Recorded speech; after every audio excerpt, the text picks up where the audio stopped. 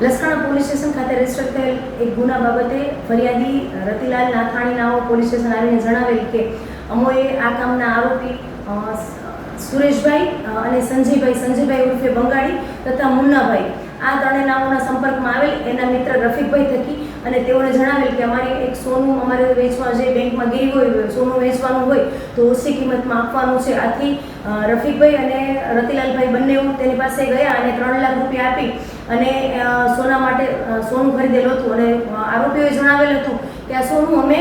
બેંકમાંથી છોડાવીને તમે આપી દેશું આ રીતે જણાવેલ. ત્યારબાદ ફરિયાદીએ સોનાની વારંવાર ડિમાન્ડ કરતા તેઓએ એક વખત એક જગ્યાએ બોલાવીને મિટિંગ કરી એમ જણાવેલ કે સોનું નહીં પણ અમે તમને જે પૈસા આપશો એના 3 ગણા પૈસા અમે તમને આપશું. આથી ફરિયાદીએ જણાવેલ કે કઈ રીતે, તો ત્યારે એને થોડા દિવસ પછી જણાવ્યું છે એવું કરતા પરમ દિવસે એ લોકોને એક જગ્યાએ બોલાવી અને ડેમો આપેલો એક પ્રકારનો કે ભાઈ એક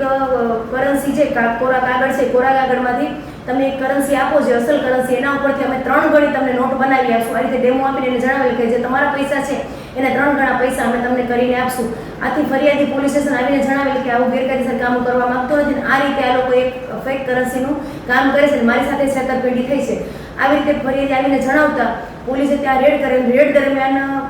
જે કાગળના જે કરન્સી છે કરન્સી ટાઈપના પીસ અને ત્યાં અલગ અલગ પ્રકારનું કેમિકલ તેમજ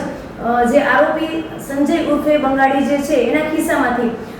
500ના દરની 3 ફેક કરન્સી મળી આવેલ છે, જે અમે યુવી રેઝમાં જોતા અલગ અલગ કલરની દેખાઈ આવતા એને ફેક કરન્સી ગણી અને તેમજ આજે કોરા કાગળો મળી આવેલા છે કે જેની કે જે 500ની નોટના છાપવામાં આવે તો 1 કરોડ રૂપિયાની કરન્સી 500ની છપાય તે અને આ કેમિકલ કબજે કરેલું છે.